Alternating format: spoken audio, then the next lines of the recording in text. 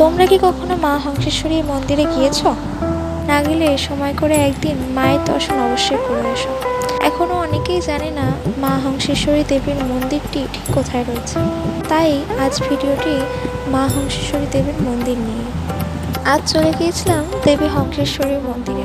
মন্দিরটি অবস্থিত রয়েছে পশ্চিমবঙ্গের হুগলি জেলার বাঁশবেড়িয়া অঞ্চলে। রাজা নৃসিংহদেব 1799 খ্রিস্টাব্দে হংসেশ্বরী কালী মন্দিরের নির্মাণ শুরু করেন এবং তার মৃত্যুর পর 1814 খ্রিস্টাব্দে তার ছোট রানী শঙ্করী মন্দির নির্মাণ সম্পন্ন করেন। এই মন্দিরে 13টি রত্ন ও মিনার প্রতিটি পুষ্পটিত পদ্মের ন্যায় নির্মিত। মন্দিরের গর্ভগৃহের উচ্চতা 70 ফুট।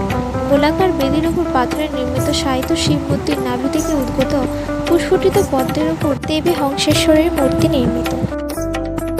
এই মন্দিরের পাশেই টেরাকোটার নির্মিত অনন্ত বাসুদেবের মন্দির অবস্থিত। দুটি মন্দিরে ভারতীয় পুরাতত্ত্ব বিভাগ দ্বারা সংরক্ষিত। হংসেশ্বরী দেবীর মন্দিরে নিত্য পূজাপাঠেরও ব্যবস্থা আছে। প্রতিদিন মাতাকে ভোগ নিবেদনও করতে পারেন আপনারা। মন্দিরটি খোলা হয় সকাল 7টা থেকে 12:30 পর্যন্ত এবং বিকেলে 4টে থেকে 7টা পর্যন্ত খোলা থাকে। আপনারা চাইলে মায়ের আরতি দর্শনও করতে পারেন। মায়ের আরতি হয় 6টা থেকে এবং 7টার সময় মন্দিরটি আবার বন্ধ হয়ে যায়। মন্দিরটি বন্ধ করার পর কোনো কারণেই আর রাতে মন্দিরটি খোলা হয় না। আপনারা যদি মায়ের প্রসাদ গ্রহণ করতে চান তাহলে অবশ্যই 9টার মধ্যে মন্দিরের আধিকারিকদের সঙ্গে কুপন গ্রহণ করতে পারেন। কুপনের মূল্য মাত্র 50 টাকা।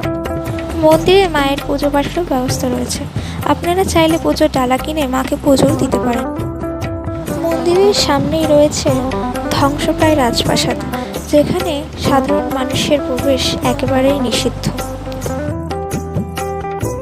মায়ের বাৎসরিক পুজো হয় কার্তিক অমাবস্যায় দীপান্বিতা তিথিতে।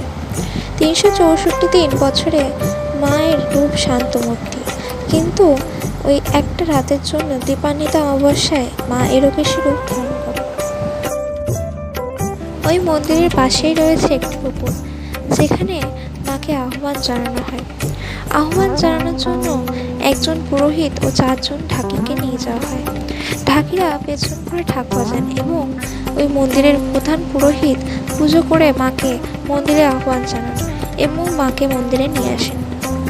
আপনারা যদি মায়ের ছবি তুলতে চান তাহলে মন্দিরের বাইরে দাঁড়িয়ে অবশ্যই মায়ের ছবি তুলতে পারেন, কিন্তু মায়ের সামনে দাঁড়িয়ে সেলফি তোলা বা ছবি তোলা মন্দির কর্তৃপক্ষের তরফ থেকে একেবারে নিষিদ্ধ। আপনারা যদি কখনো দেবী হংসেশ্বরীর মন্দিরে যান তাহলে দেবীর সন্ধ্যা আরতি অবশ্যই দর্শন করে আসুন। মন্দিরটি পরিক্রমা করলে দেখতে পাবেন মন্দিরের চারপাশে গাছপালা দিয়ে ঘেরা রয়েছে। মন্দিরটি দেখতে সত্যিই অপূর্ব। আপনারা যদি দর্শন করতে চান তাহলে অবশ্যই বাঁশবেড়িয়াতে চলে আসুন। মন্দিরের দুধারেই রয়েছে শিব মূর্তি। আপনারা চাইলে সেখানে জলও ঢালতে পারেন।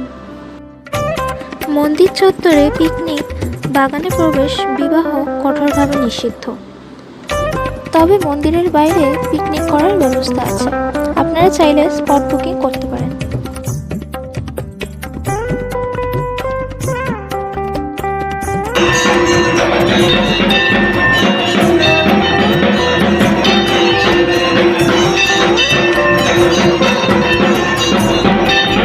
আমাদের চ্যানেলে এরকম আরও অনেক ভিডিও পেতে আমাদের চ্যানেলটিকে অবশ্যই সাবস্ক্রাইব করুন। লাইক কমেন্ট করতে ভুলবেন না কিন্তু। ভালো থাকুন, সুস্থ থাকুন এবং সবাইকে ভালো রাখুন।